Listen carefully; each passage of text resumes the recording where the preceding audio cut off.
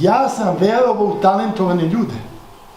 Ja sam mislio da sve u postojećoj stvarnosti jedino mogu da promene hrabri, talentovani ljudi. Ne mogu da promene stvarnost oni koji su zadovoljni sa njom, koji misle da jedino to valja i da je to prava slika te sredine, tog grada ili te vrste muzike. Kad sam čuo nekog, ja sam mislio možda vredi ovome dati šansu, ovo pogurati. Ali, ja jesam garantovao za njih. Ali šta sam se uzad dobio? Nisam ja njima pomogao, oni su meni pomogli da budem bolji čovek. Pa oni su mene napravili, nisam ja njih napravio. Ja sam tu i tamo neki savet dao. Odmah da vam kažem, od prvog koncerta koji sam napravio u Topčiderskoj noći 1964. kao učenik prvog razreda gimnazije, pa prvog koncerta u mom dvorištu 66. Do dana današnjeg ja nikad nisam plaćen za to. Nikad nisam bio plaćen. Ja sam uvijek imao drugi posao od koga sam živeo. A ovo sam smatrao da je moj revanš što sam dobio šansu da tu budem i da to uradim. Evo sledeće nedelje idem u Vrnjačku banju. 73. godine, prvoj nedelji marta, sam bio na gitarijadi u susednom selu u Trstenik. I čujem neku grupu i vidim nekog klipana koji svira klavijature. I kažem, pa vidi me kako ovaj to radi. Pitam ga koliko imaš godina, on kaže 14. Ja kažem, biće nešto od tebe. Posle 6 meseci, evo kako to izgleda u praksi, posle 6 meseci rastoji se postava U-grupe. Ode Bata Kostić. I ja kažem, slušaj, Žiki Dragan Jelić, slušaj i Rašić Janoš koji je bio bubnjar. Rekao, slušaj, znam jednog klinca koji bi vam se fenomenalno uklopio. A oni kažu, pa gde? Rekao, ima neka gitarijada u Sanadu. Sanad je neko mesto iza Kikinde na Tisi, blizu Tromeđe, Rumunije i Mađarske. Sednemo mi u auto po nekoj vrućini, dođemo u neku baštu, prašina na prikolici od traktora. Leži neko i na njemu klavijatura i on svira. Ja kažem, to je taj. A oni kažu, da svira, pa vidi budalu. Budala je posle 3 meseca otišla u smak, posle godinu dana u bijelo dugme, Lazar Istovski. Šta hoću da vam kažem? To je tako izgledalo. Znate, to je tako izgledalo. Lako je, mislim, teško mi je bilo da pišem in memoriam za Lazu. Ali, kad vidite da je Bog nekome nešto dao, pa vaša dužnost je da malo pomognete, pa je tako?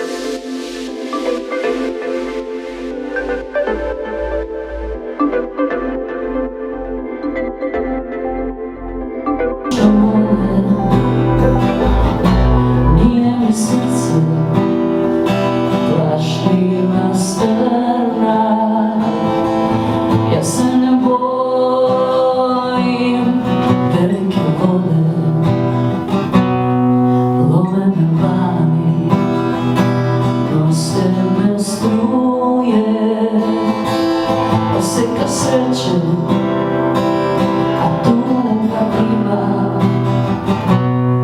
Šiba me nebo, piše oluje,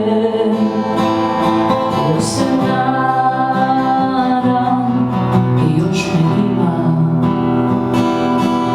Ujutra rana, plaše me senke minulih dana. Sjećanja mutna, kao u laži, kao u snu. Ipak se borim, ipak se nadam, sve manje letim, sve više padam. I sve su jače ruke, što me vuku dnu.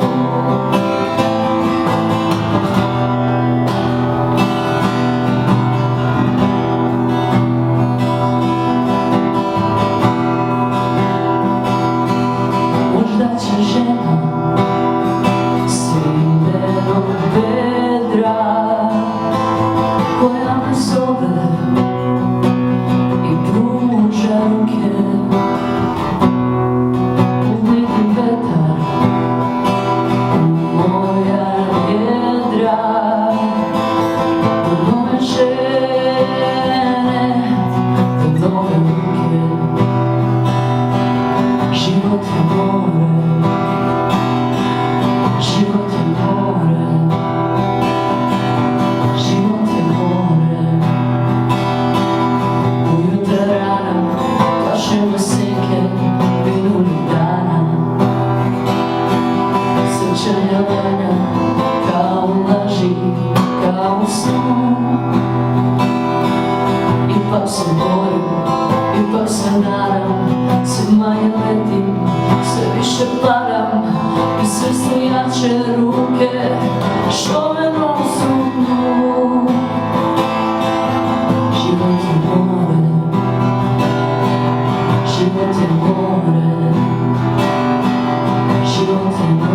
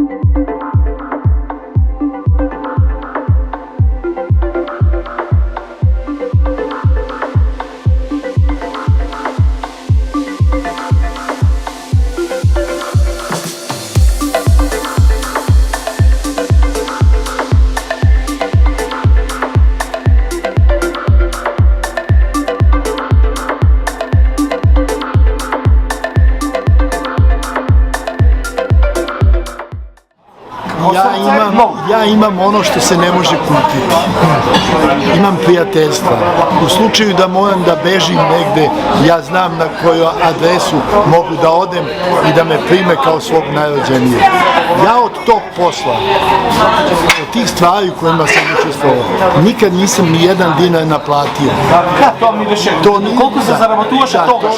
Ali, da sam to radio u Americi, da sam potpisao za prvu ploču, toliko velikih imena u Americi, ja bi sad s jahtom bio ovde u luci i makovan. Ali, ja sam to radio zato što sam to voleo. Znate, nisam ja tim ljudima pomogao. Oni su pomogli meni. Znate, njihov talenat je od mojih nesavršenosti napravio malo boljeg čovjeka. Da, ako ne bila vaša ta inicijalna kapsla, prva ta... Ali ja vam moram reći, ja vam moram reći, zašto imate ime i prezime? Da ga nekad podmetnete kao garanciju, kao ček. Ja sam upravo to, što sam imao neko ime i prezime, uvek teo da podmetnem za neki talenat, jer u ono vreme je postojao generacijski rat. Stariji ljudi nisu razumeli tu muziku, a ja sam bio na položaju kao glavni urednik jukeboxa, Zdravo ili roka, pa kad sam čuo nešto zanimljivo, ja sam otišao i rekao, molim vas, potpišite ove, ja ću ih dovesti, ja ću ih srediti, ja vam preporučujem. I zašto? Talenat, talenat ne vredi da bude u 80 godina, u 70. Talenat ako ne bude prepoznat u 20. godinama, u godinama kad bukti, šta će ti kad taj talenat ako ne bude identifikovan na vreme, on propada kao uvenuli cvet. Ja sam imao sreću da sam bio blizu tih talentovanih ljudi i garantovao za njih. Ja sam srećan kad znam da sam garantovao za neka velika imena, da sam neke ljude u inostranstvu ubeđivao da potpisuju neke ugovore, pa Smak je potpisao Belafon zato što sam ja znao vlasnika Belafona. Znate, šta hoću da vam kažem, ja sam smatrao da je moja uloga u tome da pomognem. Zašto? Jer kad vi nekome pomognete, vi vraćate neki dug, neko i vama pomogao kad ste bili niko i ništa. Mene je na radio doveo Nikola Karaklajić, mene je u politiku doveo Milan Vlajčić, mene je na Studio B doveo Duško Radović, mene je, sa mnom je u listu intervju radio Pera Zlatar. Znate, ta velika imena su garantovala za mene. Kao što su oni garantovali za mene, a ja nisam bio nikad član Saveza komunista. Ja sam jedini glavni urednik u istoriji politike koji nije bio član Saveza komunista. Kad su oni, pazite, kad oni garantuju za vas, oni podmetnu svoje ime i prezime, svoj ugled i vi ne smete da se brukate. Ja sam doživeo da vraćam taj dug pomažući nepoznatim ljudima za koje sam verovao da su talentovani. This is Social Network Radio Podcast. The Macedonian Multis. Entertainment. Vacancies. Week top stories. Successful people for all Macedonians out there. On Macedonian language. 5, 4, 3, 2, 1. Start. Igor Filevsky Show. Friday, 8 p.m. New podcast. Let's get started.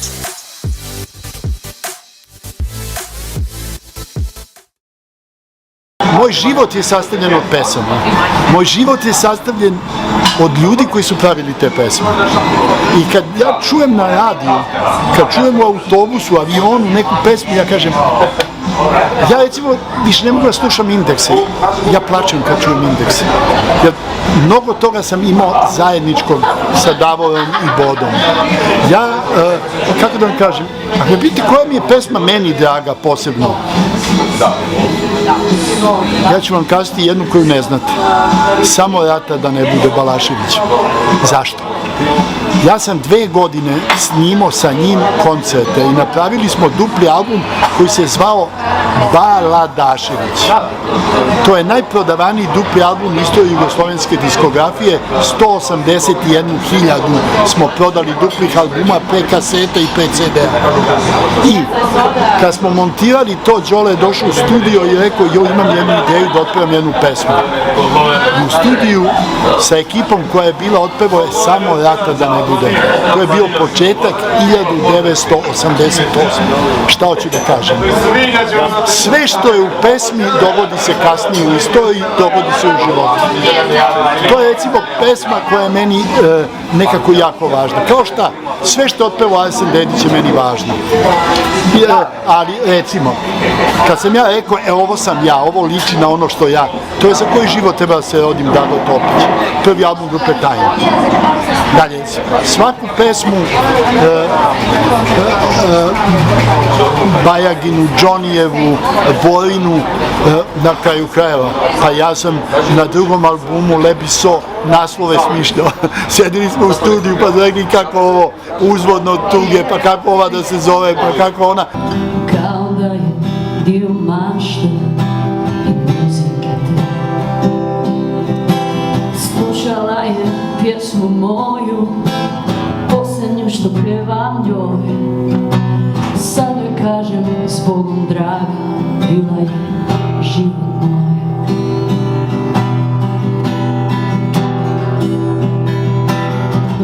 Ali noćas, ako sluša, nek čuje Bog u pesmi koju pevam njoj, samo njoj. Zauvijek neka nosi na srcu zrak, život je jedan ona bacila. Nek čuje Bog i pesmi koju pevam njoj, samo njoj. Zauvek neka nosi na srcu znak, život je jedan ona bacila.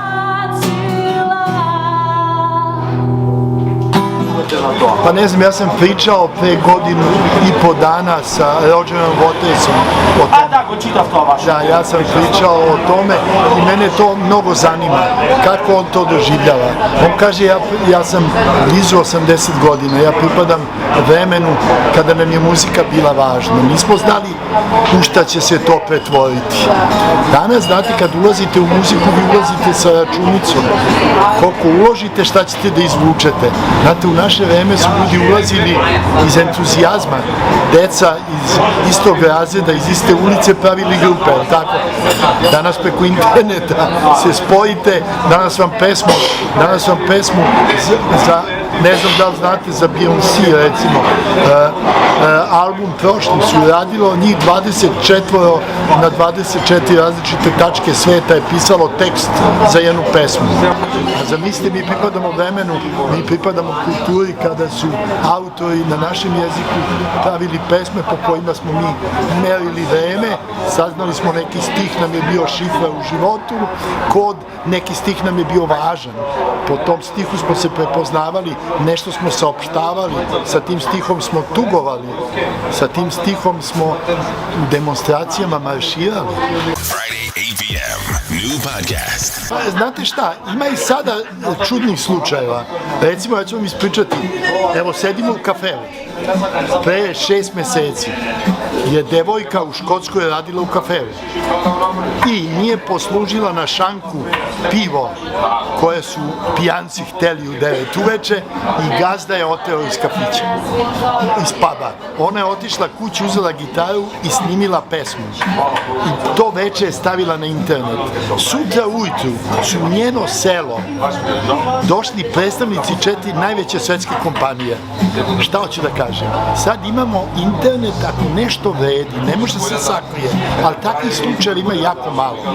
Jako malo. Danas živimo u vremenu u kome ništa ne može se sakrije. Znate, evo, mi sad ovdje sedimo... mi sad ovdje sedimo i pričamo, neko iz satelita može da nas snimi i da pusti ovo što vi radite, može večeras da pusti da vi ne znate.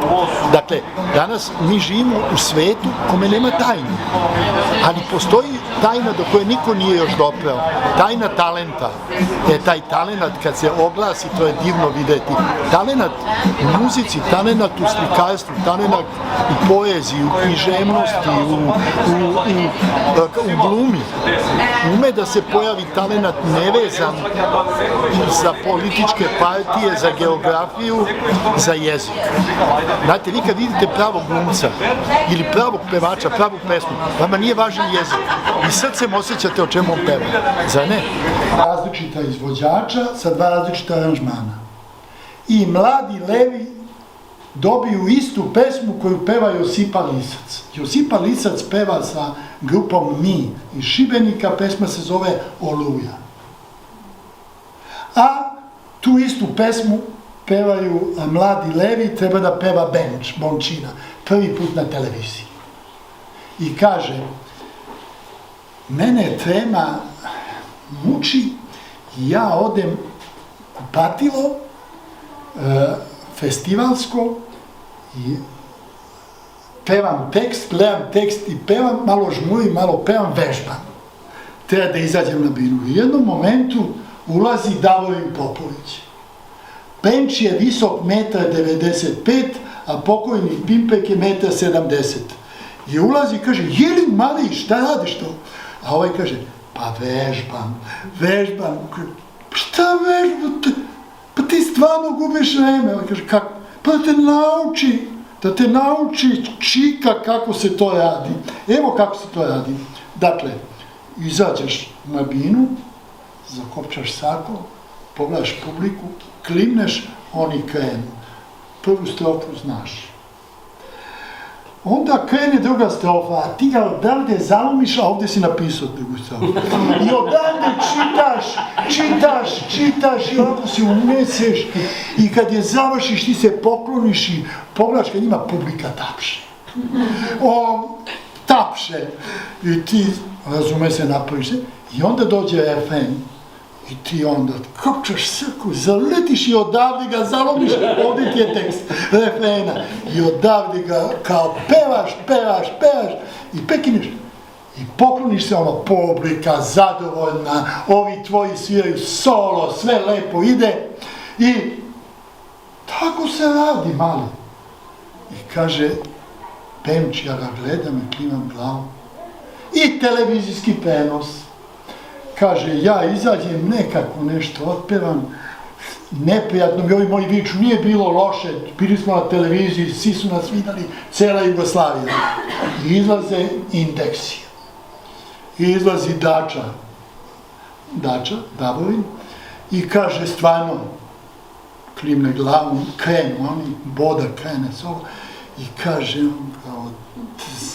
zalomi odavde i čita i unese se ovako, ja vidim publika reaguje i oni svi tapšu, on se skloni, pogleda njih, krene refren, ono, ovako, odavde krene, počne peva, završi, pokloni se i ovako se očešlja i ostane mu tekst na licu. I ja gledam, on se okrene u neku nešto, malo se izvrši i završi pesmu. I aplauz sve. I kaže, ja u WC-u, u kupatilu, ulazi Dača, umiva se, pere. Ja pitam, pa Davore, pa kad se ovo izbrisalo, kako si završio pesmu? On kaže, pa pevao sam ono od prošle godine. Eto, to se teo da mi ispričam. Da vidite kako se to ne može. Igor Filevski Show. Voleo sam njene oči, njene ruke, njene kosu, I voleo sam čak i pjeve na lagnom njenom nosu, Slutio nikad nisam da će ljubav dati drugom, da će ludo srce moje ispuniti tugo. Predaje se srce, izgubili smo boj, nikada više ti ne pričaj o njoj. U mom životu sad nema više nje. Predaje se srce, izgubili smo se. Predaje se srce. On Macedonian language. 16. septembra, u sredu, 70. godine, stanovao sam u ulici koja se zove Dean Street u Soho. Preko puta mog prozora, stanovao sam u sobi u kojoj mi je gazdarica rekla da je tu stanovao Brahms. A ja sam pitao jer ga očistila od kad je otišao Brahms. Jer u Sohu je sve bilo prljavo 60-ih, da se ne lažemo. Preko puta je Ronnie Scott, čuveni klub, Ronnie Scott jazz klub. Ja se vratio, moj drug neki radio u tom nekom italijanskom restoranu koji je zvao Primavera. Vraćam se I vidim crnca na ulazu koga sam znao i čujem zvuk i pitam, on kaže, znao sam da svira grupa War u kojoj je tog momenta pevao Eric Burdon, ali čujem da gitara nije ta, nego da je Hendrixova gitara. On mi klimne glavom i propusti me. Nije bilo manje ljudi nego sada. To je posljednji njegov nastup. Tobacco Road je odsvirao fenomenalno i tog dana, ima jedan zanimljiv detalj, tog dana u podne na Kensington High Street u Londonu je ušao u taj neki mall sa raznim prodavnicama koje su onako sa šatorskim krilima podeljene, stara napuštena robna kuća koju su sad uzeli mali preduzetnici. Ušao je tu i pravo naleteo na čoveka iz Beograda koji se zove Vanča, koji je od kože radio sve. Ali u tom momentu je radio nešto što niko na svetu nije radio, od zmijske kože je radio čizme. I neko mu je rekao da Vanča pravi te čizme i došao je i rekao da hoće mu napravi čizme. I Vanča mu je nacrtao na papiru stopalo. Jedno i stopalo drugo. I rekao da dođe u ponedeljak po čizme. To je bila sreda. I on mu je ostavio 5 funti. Umro je u petak ujutru, u 11 sati utvrđeno da je mrtav. Vanča ni dan danas ne zna kome da vrati tih 5 funti. Vanča se vratio sa živi u Beogradu, pevao je nekad u grupi Bitnici, beogradskoj grupi Bitnici 60. godina. Hendrix je došao u London da bi upoznao Jeff Becka. I kad sad ljudi pričaju, znaš, najveći, po meni je najveći Jeff Beck. Umro je nedavno. Da li znate zašto je najveći? Zato što je 12 puta lomio prste, jer je bio zaluđen automehaničar, prepeljao stare automobile i padali mu, lomio i sa takvim, njegovi prsti su ovakvi. I takav je jedini na svetu, je pevao svirajući gitaru. On je imitirao na gitari ljudski glas bez proteza. Jeff Beck. I do posljednjih dana, kad je Clapton 8 godina primao nagradu kao najbolji gitarist, on je rekao, treba Jeff da dobije. Sad kad je umro, videli ste šta su rekli svi. Znate, kad je 71. godine Miles Davis snimao muziku za film o bokseru Onom Johnsonu, rekao je, dovedite njega da svira gitaru sa mnom.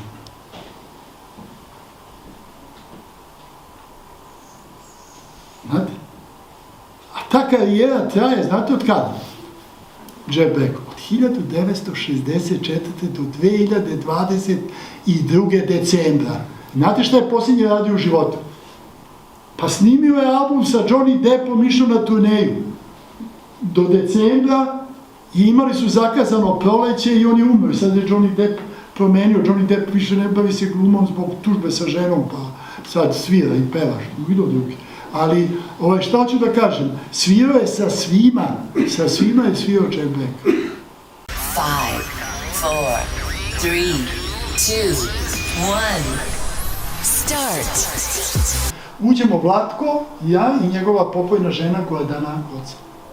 Uđemo tamo i stojimo ovako jedna prazna sala i odjedanput staklena vrata ulazi neki dečko. Niko ne zna ko je dečko. Ulazi ovako dečko i stane. Posle 2 minuta ulazi lutka sa naslovne strane. Meri Cakić iz Borine pesme. Lutka sa naslovne strane. Kako je ona ušla, niko ne zna.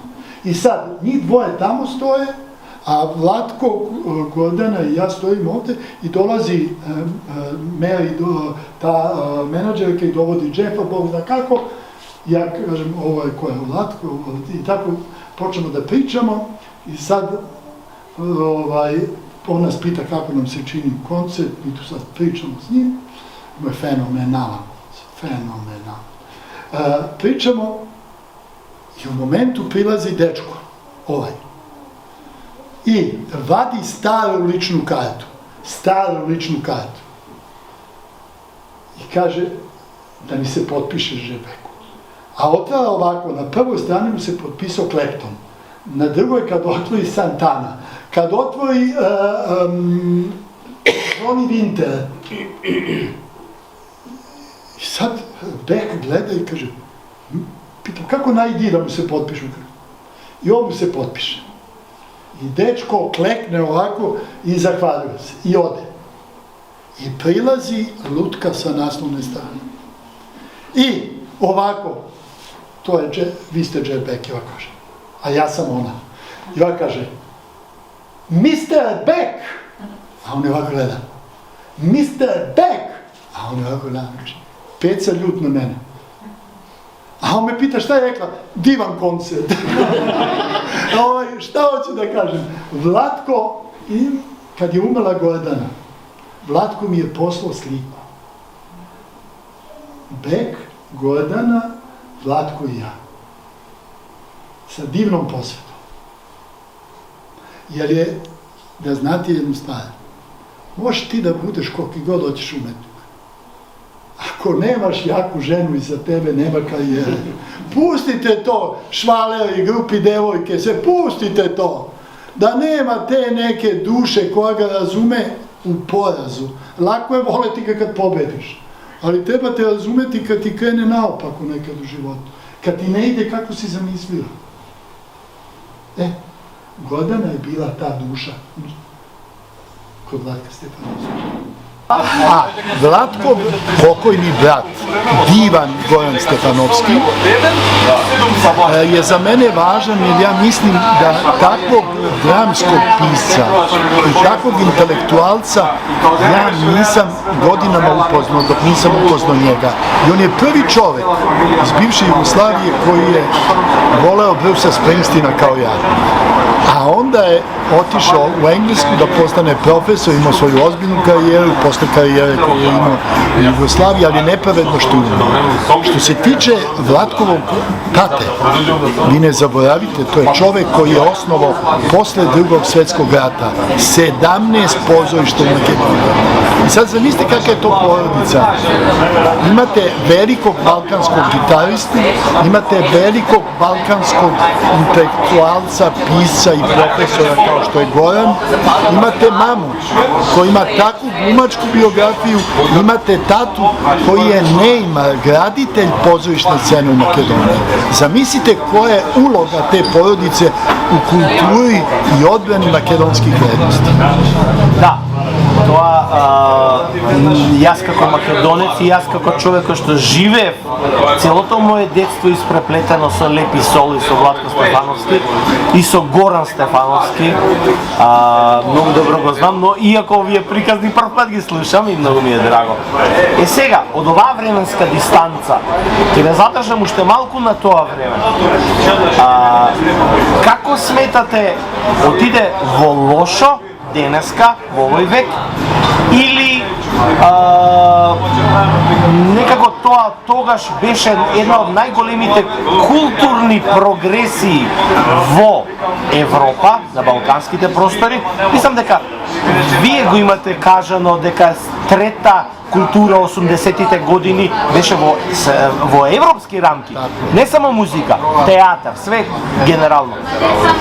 Сега денеска, направете ми една дистанца од едно до друго. Znate šta, nije planeta Zemlja na istom mestu gde je bila 70-im. Ne zaboravite, ja sam u 70-im imao 20, a u 20-im imam 70. Sve je drugčije. Znate, mi dolazimo iz analognog vremena, kada se muzikom bavili muzičari. Danas se muzikom ne bave muzičari, danas se muzikom bave kompjuteri. Danas živimo u digitalnom vremenu. Danas sve što ne umete, ume kompjuter. A onda, ako niste umeli, niste smeli da izađete na binu. Ja pripadam tom vremenu, kada su živi ljudi izlazili na binu i pokazivali svoju izuzetnost. Znate šta je izuzetnost? Izuzetnost je ona vrlina koju nosimo iz antičke Grčke. Vi niste mogli da budete sportista, da se takmičite na olimpijadi ako niste bili lepo građeni i goli se takmičili, nije bilo prevara. Niste mogli da budete orator, pesnik, da ne izađete u amfiteatar bez mikrofona, bez ozvučenja se čujete. Morali ste da budete izuzetni. Niste mogli da se bavite politikom ako niste mogli da izađete na trg Atinski i da naglas govorite šta mislite o filozofiji, o politici, o narodu, o istoriji, o sudbini. Bilo je vreme izuzetnosti. Ja pripadam vremenu izuzetnosti u rock'n'rollu. Ja sam putovao po svetu i gledao uživo sve najveća imena. Ja danas neću da idem na koncerte da se vređam, jer znam da iza bine ima više svirača nego na bini. Znam da ima mnogo više kompjutera, mnogo više softvera, mnogo više isprogramiranih stvari. Znate, ja kad sam prvi put gledao Rolling Stones u Hyde Parku 69. Oni su na licu mesta improvizovali. Oni već posljednjih 20 godina imaju 23 pesme koje sviraju po istom rasporedu isprogramirane. To nije više isto. Znate, ja sam gledao Hendrixa 2 dana pred smrt. Ja znam kako je to izgledalo svirati uživo. Meni je pred nekoliko nedelja umro moj posljednji gitaroški junak, Jeff Beck. Jeff Beck nikad nije folirao. On je na gitari pevao.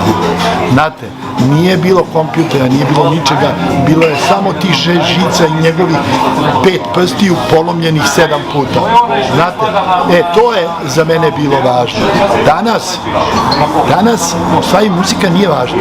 Danas su važne osobe koje predstavljaju tu muziku. Danas je važna poznatost.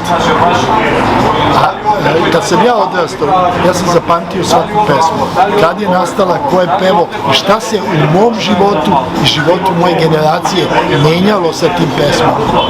Da li vi mislite da ovu današnju generaciju može jedna pesma da promeni? Mi smo verovali da sa našim pesmama može malo da se promeni svet, može svet da bude malo bolje. Nisam siguran da li u ovo vreme jedna pesma to može da uraditi, kao što je moglo u naše vreme. To je moja dilema, ako već pitam. Pravio sam neki koncert u Beogradu povodom, zvao se Bund festival klasične muzike, pa smo u programu doveli i znao sam da je došao iz Los Angelesa Tadić i ja ga zovem i sada da publici ispričam otkud, ko je on. Znate ko je Miroslav Tadić? Miroslav Tadić je dečko koji je svirao ispred hotela Jugoslavije na stepenicama koje vode u Dunav, sedeo je svako popodne, svirao akustičnu gitaru, a s njim je svirao još jedan čupavi. Taj čupavi se zvao Bajaga. Njih dvojica su, pošto su iz istih solitera, onih između Novog Beograda i Zemuna, sedeli tu i svirali i vežbali kako ćemo dana biti gitaristi. A onda mi je Miroslav Tadić priznao da je on odlučio da bude gitarista kad je u hali na Novom Beogradu za 29. novembar 73. prvi put vidio Točka. Odlučio da bude gitarista. I sad, ja objašnjavam ko je Miroslav Tadić. I kažem ovako, Miroslav Tadić je jedini naš čovjek koji u Los Angelesu na fakultetu predaje gitaru. I svake godine u maju je završni ispit. I kandidat sedi i svira, ovde su roditelji. I sad, kandidat svira, Miroslav ga sluša, ovde tišina završi i sad Miroslav kaže, to je kako treba, potpiše mu i dečko primi diplomu i priđe tata. I pita, a stvarno kako vam se čini moj sin? A on kaže, dobar je, znate ko je tata? Carlo Santana. Pita Miroslava Tadića kakav je moj mali. I ti sad kažeš, pa stani malo, jer istina. A sledeći kandidat izađe isto, svira i opet priđe tata, a tata Raj Kuder. I sad zamislite vi kad vam se desi u 10 minuta da vam priđe Raj Kuder i Santana i pitaju profesore kakav je moj sin. Da li ste to mogli da zamislite? Znate, to su te neke stvari koje su nam važne. Mi smo mislili da smo skrajnuti sa sveta, ali kad onda vidiš da imate u Londonu na fakultetu da predaje dečko punk muziku. teoriju punk muzike, istoriju punk muzike u Londonu, dečko iz Beograda. Da znate da u Abbey Road studiju u Londonu, u studiju 2, koji je isto kao ovo muzej, postavka instrumenta Beatlesa sa Abbey Roada i Get Back. Tu radi Zoran,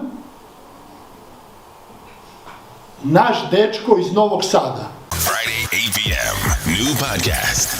Kad govorimo danas o Europe misiji, evo sad će biti 40 godina, krajem sledeće godine kako smo pokrenuli tu inicijativu. Dakle, Bob Geldof je u decembru 1984. pokrenuo sa svoju kampanju povodom krize na rogu Afrike. Na festivalu Opatija u februaru 1985. skupili su se razne kolege, ja nisam bio tamo, i rekli su ajde mi nešto da napravimo. I onda su me zvali telefonom sa sastanka svog i rekli šta misliš šta da napravimo? Ja sam rekao ja znam šta da napravimo. Ako mi napravimo ploču, moramo odmah da pravimo koncert. Tog momenta niko nije spominjao koncert na Wembleyu i koncert u Filadelfiji. Ja sam rekao mi moramo da napravimo koncert. Zašto? Da iskoristimo popularnost pesme i raspoloženje televizije da učestvuje u tome. To je bila hit meseca jugoslovenska televizija. I pitali su ko sme da učestvuje. Ja sam rekao iz cijele Jugoslavije obavezno moraju da učestvuju najveće imena. I stvarno smo imali 47 najvećih imena tog momenta koji su učestvovali na ploči. Rekli su ko da objavi ploču. Ja sam rekao, ploču ćemo mi objaviti, list rock. Oni su pitali zašto. Ja sam rekao, ne vej da vam objašnjam, vi to ne razumete. Mi ćemo objaviti ploču. A mi su rekao da se ne ljute izdavači. Ja sam rekao, ne mogu se ljute jer ćemo mi obezbediti pare koje izdavači ne mogu da obezbede. Pitali su kako. Ja sam rekao, vrlo jednostavno, od prodaje. Oni su rekli, pa izdavači će prodati više. Ako prodaće više, a kada ćete dobiti pare? A mi ćemo prodati isti dan ćemo imati računicu. I stvarno se to desilo. Ploča je izašla u listu Rock u maju 1985. 150.000 primjeraka je prodato do 10 ujutru. Ja sam rekao direktorima u politici, sve pare od prodaje ovih novina idu na račun UNICEF-a. Mi smo, znači to je bilo 14. maja izašla ploča, mi smo 28. maja uplatili $265.000 UNICEF-u od te ploče. Da smo dali prodavnicama ploča. Ploča bi se prodavala 3 meseca, obračun bi se pravio kvartalno, znači u septembru, oni bi uzeli svoje procente i vi biste dobili onoliko koliko oni misle da treba da dobijete. Tako da smo tu zaradili 265.000. Koncert smo napravili na Zvezdinom stadionu, Zvezda je bila namćo, nije nam dala travu da napravimo i da pustimo publiku, ali smo napravili koncert od dana do dana, pošto je to jedan od najdužih dana u junu. Koncert je počeo u 8 uveče, televizijski prenos, i završilo se u 5:30 ujutru. Po danu je počelo, po danu se završilo. Svirali su stvarno mnogi, samo 2 najveća imena nisu svirali na koncertu, Riblja čorba i Bijelo dugme. A sam ja na koncertu rekao, imate sad najpopularniju grupu u Jugoslaviji, Bajagu i instruktore. Ispostavilo se da su oni najbolje prošli. Dakle, šta? Mi smo od tog koncerta zaradili 247.000, tako smo uplatili UNICEF-u u julu mesecu $512.000. Ako vam kažem da je Jugoslavija kao osnivač agencije UNICEF 1946.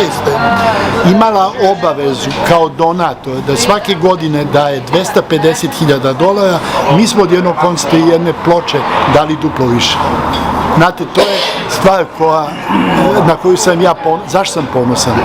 Tokom najvećeg televizijskog programa u istoriji, a to je bio Live Aid, 12. i 13. jula 1985.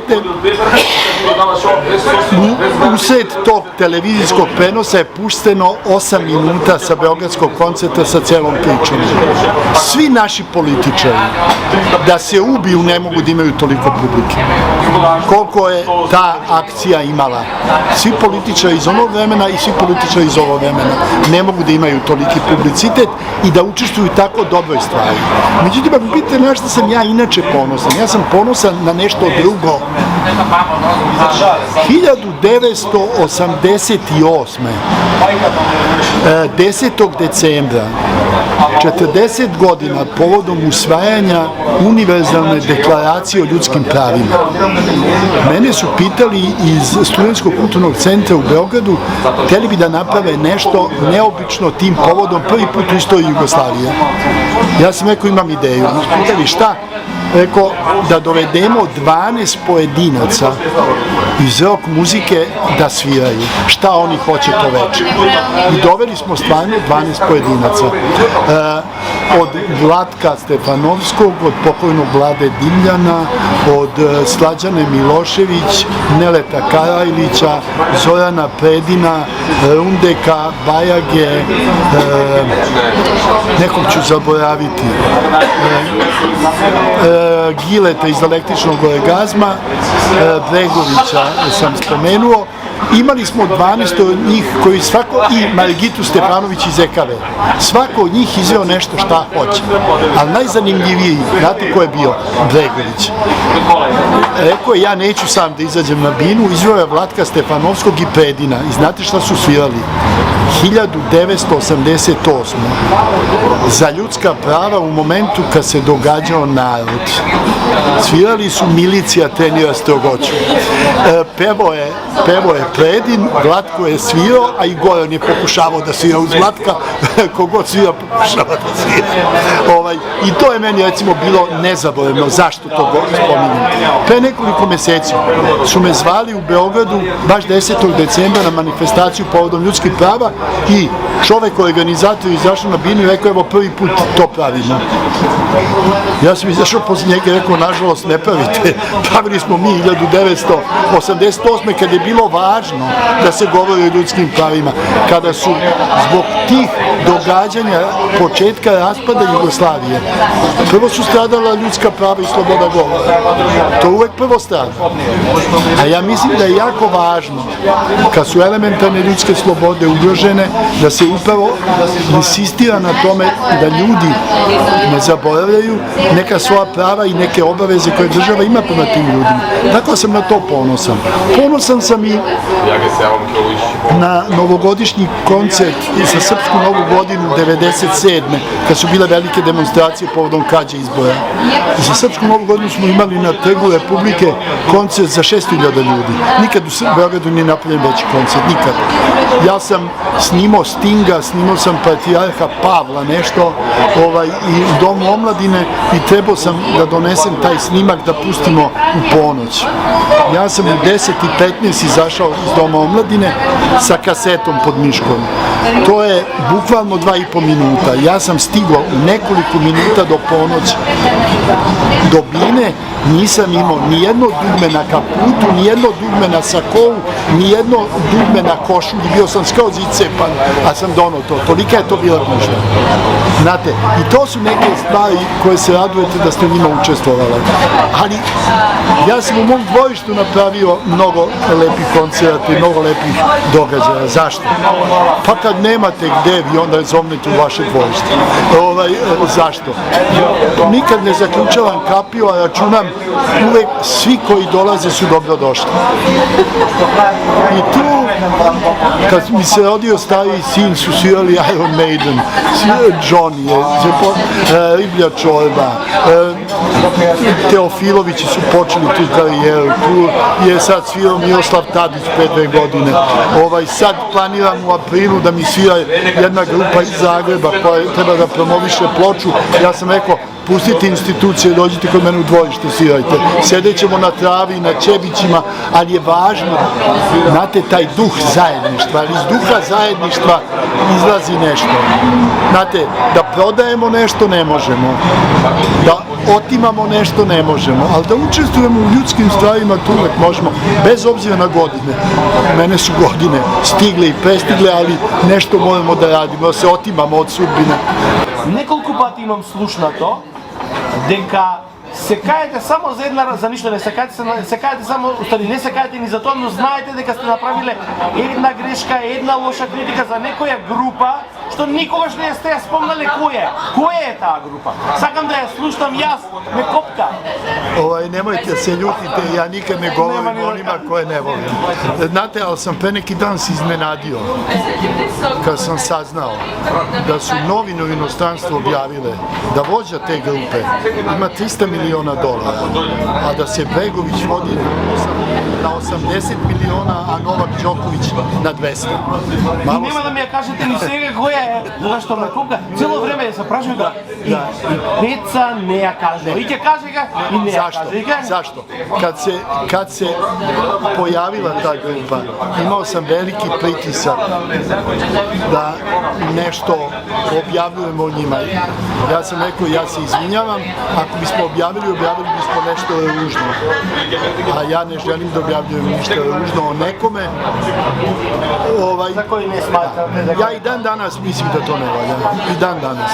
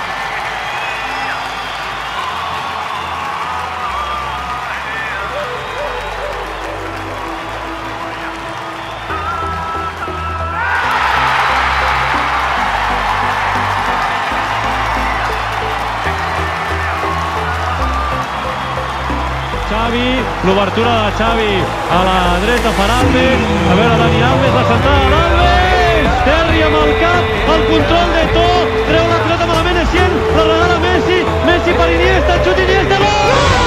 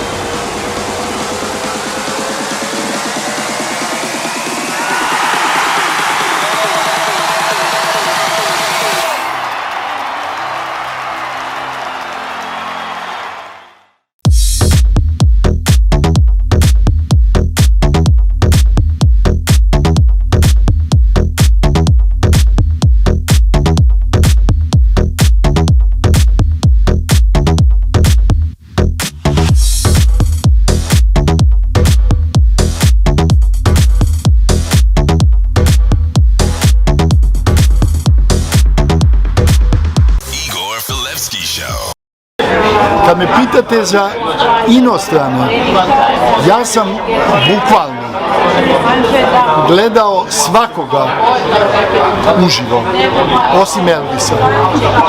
Elvisa nisam gledao, ali sve ostala, kad mi kažete, ja ću vam kazati gde sam ikad gledao. Opet, pre nekoliko godina sam bio u San Francisco. Ja sam obišao svako mesto za koje sam znao da mi je nešto važno. Čak sam ljude koji su me vozili iz San Francisco zbunjivao. Kad sam rekao to mora da postoji ovdje, oni su rekli ne postoji neki čuveni studio Record Plant na zapadnoj obali koji su otvorili John Lennon i Yoko Ono u novembru 1982. Kaže ne postoji, 72. ja se izvinjam, kaže ne postoji postoji. Ja kažem, mora da postoji u ovoj šumi. I u šumi neka razvaljena baraka. Ali na ulazu te barake vidite intarziju Jimi Hendrixa i Janis Joplin. Ja kažem, vidiš da je to 2200 broj, to je to. Šta hoću da vam kažem? Bio sam na mestu Woodstocka, na mestu Monterreya, na mestu Altamonta, bio sam na ostrvu White, jasno, 5 dana, bio sam na svim festivalima po Evropi, gledao svakoga. Ali šta? Meni u sećanju, recimo, ostaje Dorsi sa ostrva White. To je jako kratak nastup, 50 minuta. Ali vi kad to vidite pred sobom, to je nešto što vas polomi. Znate, Hendrix je bio na ostrvu White slab. Meni je Cohen bio fenomenalan na ostrvu White. Meni je na ostrvu White bio Who fenomenalan. Meni je Free bio fenomenalan. Meni je Miles Davis bio fenomenalan. Ujutru kad sam to pričao Miles Davisu, on je rekao ti si bio, tog se sećaš. Svirao je u Zori. Kako je ostrvo White u La Manšu. U Zoru je sunce izašlo i on je bio okrenut leđima. U jednom momentu je trubom uvatio taj zrak sunca i kao reflektor preko publike pustio. To je za mene fenomenalan doživljaj bio. Miles Davis, da vam svira u 5:30 ujutru u izmaglici, to je fenomenalno. Ali šta? Ja sam gledao Hendrixa 36 sati pred smrt u Ronnie Scott klubu sa grupom War kad je pevao Eric Burdon. Meni je to recimo ostalo uspomeni, taj solo koji je bio u Tobacco Roadu. To je meni ostalo uspomeni, fenomenalno. Dalje, ja Jeffa Becka mnogo volim, ja volim Claptona, ali moj favorit, Bruce Springsteen. Evo, kupio sam kartu za 25. juli ove godine na Autodromu u Monci, to mu je verovatno posljednji koncert u Evropi u ovom životu. Zašto? Zato što on kad izvede svoju ekipu, i znate kako to izgleda, minut pre njega izlazi žena i ispred svih muzičara, obično ih ima 10, 12, 15, 17, baca papir. Šta je na tom papiru? Na tom papiru je program. Niko ne zna šta će svirati dok ne vidi taj papir. Uvek se samo svira jedna pesma, BTR, Born to Run, a sve ostalo koje traje 4 sata, 4,5 sata, 3 sata, 45 minuta, niko ne zna. Oni za turneju uvežbavaju 120 pesama. Tu nema proteza, nema synthesizera, nema kompjutera, ne, uživo. I zašto? Kad on izađe istorija popularne muzike, izađe blues, izađe ritam i blues, izađe rockabilly, izađe rock i izađe ono što je najvažnije, autorska pesma. Znate, vi kad slušate šta on radi, vi u stvari se udubite u logiku pripadnika srednje klase, srednje generacije, one generacije koja je znala za bolju prošlost, koja je videla ružnu sadašnjost i koja se boji od neizvesne budućnosti. Ali pritom vidite nekog ko doleva. Znate, mi smo odrasli uz onaj stih grupe Who iz 65. Nadam se da ću umeti pre nego što ostavim. Međutim, vidite, nije samota ostaviti u ovoj muzici. I zato se ja radujem što sam poznavao te ljude, što sam ih voleo i što na neki način još nisam odustao. Ne radim ja ništa važno, ali podsjećam da je bilo neko vreme kad su neke vrednosti stvarno bile vrednosti i kad je za odrastanje nekih generacija muzika bila važna. Danas muzika više nije važna toliko kao što je nekad bila. Danas je važan sport i danas nam sudbinu kao i politika. To je razlog. On Macedonian language. Ja kad sam gledao U2 na Live Aidu, meni je to bio šok. To je meni bilo U2 i Queen. Za mene to je vrhunac koncertne prezentacije svoje muzike. Za tih 45 minuta ubili su šta su radili. Međutim, znate, ti stavovi politički iza kojih on stoji često vas zbunjuju. Sa nekim ćete se složiti, a za neke ste suviše mator da ih takve prihvatite. Međutim, oni su u ozbiljnom padu i popularnosti i kvaliteta. To je njihov problem. Međutim, kad pričate već o Dublinu, o U2, morate da znate slučaj Van Morrisona, grupa Them i Van Morrison. Van Morrison ima sad 80 godina, on i dalje ima svoj stav. On i dalje pravi dobre pesme, važne pesme. Van Morrison. Za mene kad kažete Irska, meni je važniji Van Morrison, meni je važniji grupa Taste, odnosno Rory Gallagher, to mi je meni važno, meni je bio važan Tin Lizzy. Jer kad izađu u Binu, znate, kad ih gledate, vi kažete, volim što sam mlad i volim što sam lud. A da volite U2, vi morate, kako vam kažem, da se napravite važni. Putovao sam po Kaliforniji po Joshua Tree. Slikao sam se ispod drveta sa njihovog omota Joshua Tree. I ja znam koliko su te pesme bile dobre, bile važne. Ali oni više nisu u stanju da naprave takve pesme. Znate, bokser, kad pretrpi 2 nokauta, on više ne boksuje. Znate, umetnosti je važno umeti izaći ako nemate šta novo da ponudite. Ja nisam siguran da sam u pravu, ali moja drugarica, Joan Baez, je prestala da peva. Ona bi sad mogla putuje po svetu i da uzima pare i pare. Ona je prestala da peva jer je rekla, nisam više ta. Meni je Johnny Štulić pre nekoliko godina rekao, ja ne mogu više da izađem na bin, ja više nisam lep kao što sam bio 80-ih. Znate, on gaji taj kult antičke izuzetnosti. On što ima, on je rekao u svoje vreme. Pre nekoliko godina smo, recimo, bili na koncertu Paul McCartneya u Berlinu. To je fenomenalno. Uprkos godinama on sve to radi sa istim onim entuzijazmom i energijom kako je radio u Beatlesima. Beatlesi su postojali, ti Beatlesi koje mi znamo, samo 8 godina. 62. do 70. Ali posle su imali sva četvorica svoje biografije, odnosno svoje karijere. Ali Paul McCartney je ostao. I Ringo Starr tu i tamo, ali Paul McCartney je ostao. Znate, Paul McCartney je najbogatiji muzičar u istoriji muzike od nule. Od nule. On je od nule krenuo. Računajte da sada ima oko milijardu funti.